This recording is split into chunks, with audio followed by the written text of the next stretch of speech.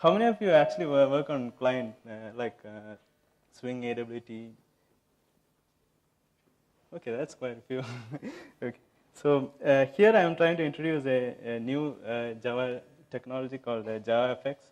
So, like Venkat mentioned in the first session, like Java is around for more than say 14 years, and you need to reinvent, and like Groovy and all, you need to come up with something new. So, Javafx is a platform which will allow you to write a code and make it run across various profiles, such as even mobile and TV. So when Java came, actually, it's promised you write one, run anywhere. Here we are trying to expand the scope of that, right, run anywhere, to both mobile and TV. So I will just briefly go through it. I won't go into technical details of this, but it's a keynote. So what actually the JavaFX does is it provides you a common set of API, which we call Common Profile API, which runs basically on top of Java, and it guarantees that if you write your application to that JavaFX Common Profile API, the applications will run fine on both desktop, browser, TV, and mobile. And on top of that, we provide all the animation APIs, the UI controls, web service APIs, charts, media, etc. So here I am going to concentrate on one of the designer tool that we have called the authoring tool. So I will briefly go through how to use the authoring tool just to make it a bit more fun. So let's switch to authoring tool. So this is the authoring tool which will help you design applications using JavaFX. So as you can see in the left side, you have quite a lot of libraries. And here you have your main screen. So we call this main screen as scene, and the controls that you available on this side as actors. So you have actors such as a rectangle, which you can drag and place it. And then you have a property editor here. You can change the opacity or various other attributes that's available for that particular component. And on top of that, you have a lot of behaviors which you can associate with that particular node. And then you have media support, controls, and you can also associate effects with it. So let's try to implement a simple example. So I basically go to File,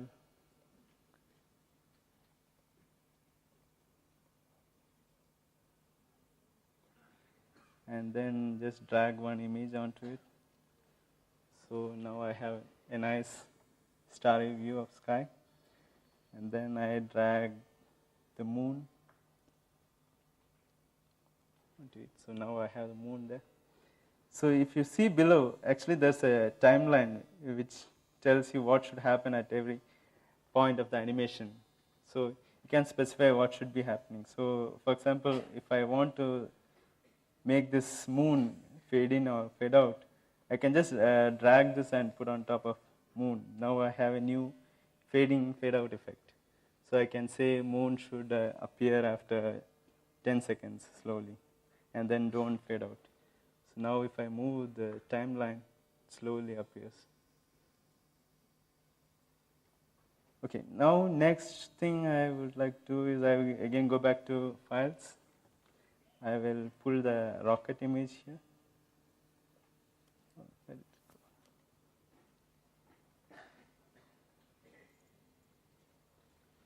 now I have the rocket.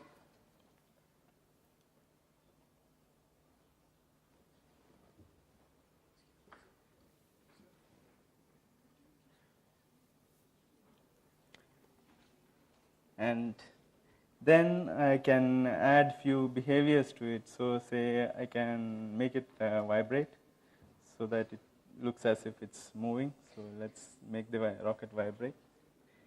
And now I would like to take this rocket to the moon. So I can do that by using the record. So there's a record button here which will help me record the actions that I'm doing. So maybe I will move the timeline a bit and then start recording. And I will place the rocket here, then maybe resize the rocket a bit, and then move the timeline further. I can rotate the rocket so that it points towards the moon. Then after a few time I will again make the rocket smaller, then move the rocket further, and then turn it around, and finally move the rocket there, and I will stop the recording. I go back and just play, and have a simple animation without doing any coding. Then, and it's guaranteed that this code will work across mobile and desktop. So now let's go back to some of the more interesting stuff. So let's say new.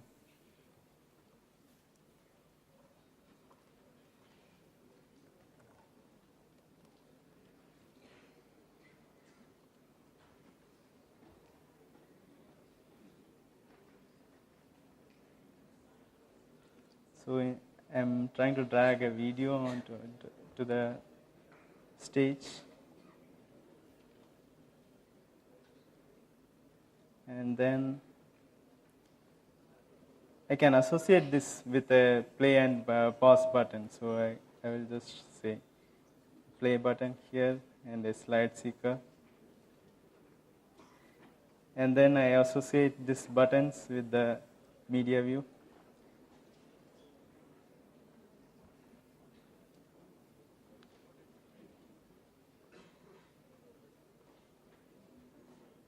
And now I can play the video here.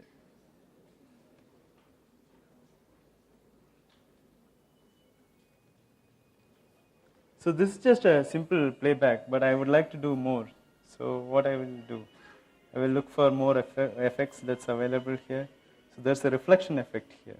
So I will just drag and drop the reflection effect.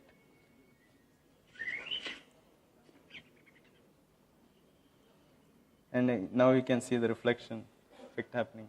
And all this without writing any code. It's all done by the tool. And maybe we need more effects. So I can have a perspective transform effect here.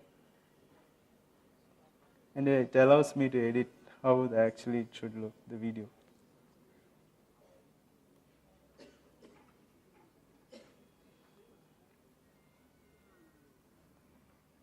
So I can drag and just place. In addition to this, we can do coding as well. So for example, in this case, the rocket had a vibrate function. So if you can see the actual code that's written for getting the vibrate function. So basically what it does is it just changes the translate x and translate y of the rocket coordinates, and it shows us the vibrate effect of it. In addition to that, you have a lot more effects available, like I can make this into a sepia mode, and also I can change the opacity of this so that it blends with the background. So maybe I will add a background to it, and so now I can actually set the transparency of it so that it shows through.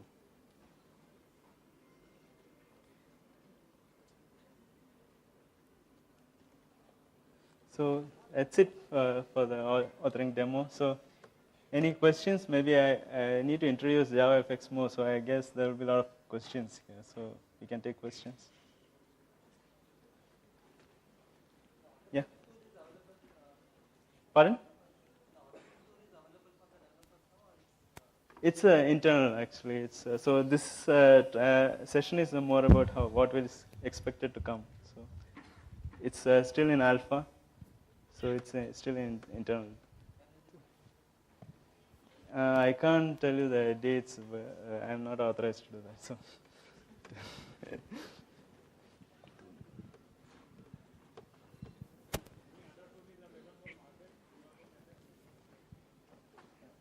So we already have the IDE with NetBeans and Eclipse. So this is without writing code.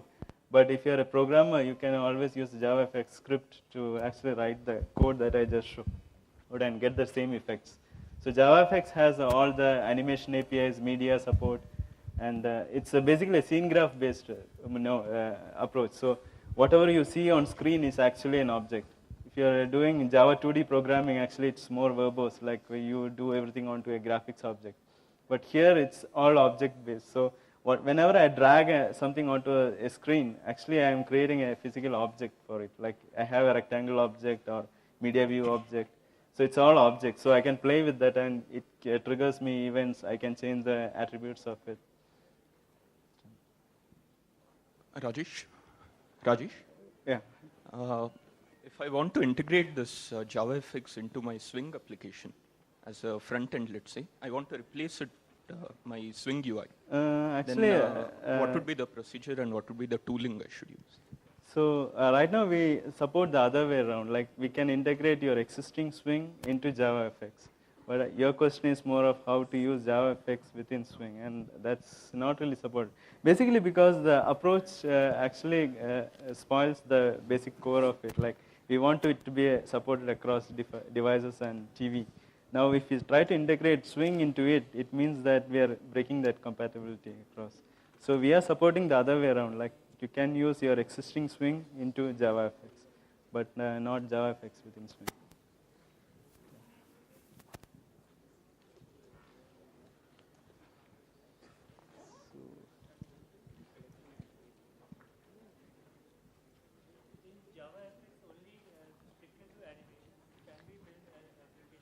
Can be used for, in this demo I just showed animation, but actually it has full set of UI controls. So you can develop any applications, including enterprise applications using it. Can JavaFX be delivered across, can it be delivered in a, across the web? Yeah. On a web platform? Yeah. So how is it embedded? I mean, how is this whole animation information center? I mean, our browsers are not capable of executing? No, it still runs on top of Java, right? So if you're using a browser, it uses the existing Java plugin, and it runs on inside the browser using the plugin. Yeah, but then you can't do it for mobiles, right? Mobile, so based on the platform, we are providing different support. So mobile, it runs on top of a mid-P or CLDC. So based on the target platform, actually JavaFX takes care of it. So application development doesn't have to worry about how it will be deployed. In case of JavaFX, what exactly is the deployment artifact generated out of the tool? Is it a simple Java class file or platform dependent? It depends on the profile. So yeah, it's anyway generating finally the class files, but the format of the class file actually depends on whether you are deploying it on desktop or browser, or whether you are targeting other profiles like mobile or TV. So the actual output depends on the profile. But the code, it's the same across. So in case of a web-based deployment, what is it going to use? Is it going to be an applet or applet? Yeah. It runs on top of applet. So this is kind of introducing a new scripting-based language like Groovy. That's one of the things. So this JavaFX script actually allows you to write code similar to what he showed in Groovy. I have one question regarding this: how the JavaFX how the JavaFX application is actually embedded into a browser. What I observe is that a JavaFX application again ultimately lends itself as an applet that goes inside a browser. Yeah. And if you drag and drop that particular applet on your desktop, it becomes a JNLP file. Yeah. And that again is going to fetch the ZARs. So when applet didn't work, that you agree.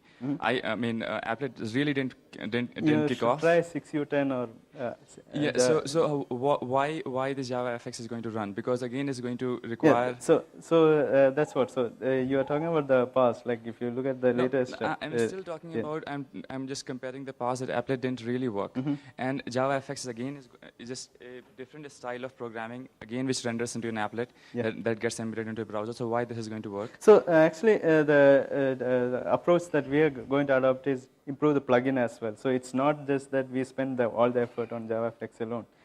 JavaFX is required, like he mentioned in the first session, like you need to improve and come up with something new. Like Groovy has. I completely understand. It's a different style of script. It's a scripting language, and it's very much similar to JavaScript, the way you actually code. And ultimately, in addition to that, it provides like animation and media support, graph support. It's not part of the core Java. And still, you didn't get the complete power of Swing because you still that's true. So it takes a while, because it's a new platform. And the next release has a much more richer set of controls. So actually now the focus is more on the framework as such. But still I feel that your competitor, the Flex one, the Flex Silverlight, or from the Microsoft one, is still, I mean, going much better. Or in fact, this Ajax-based JavaScript is still going better off with. I won't compare it with Ajax-based JavaScript. I still believe that this will have, because finally it runs on top of VM, and you have the whole power of the VM. So you can't really compare with Ajax-based. One advantage would be that you write once and you can have it ported on mobile devices, which may not be possible for the Ajax-based or maybe Flash-based, Flex-based applications. But apart from that, I think that from the market point of view, Flex still leads, or Ajax-based application still leads the way. When you say Flex, actually many confuse it with Flash, but Flash is just a runtime. When you compare Flex, actually it's moving closer to what Java does. So. Thank you. Thanks a lot. I think we have a booth here, so you can ask more questions there.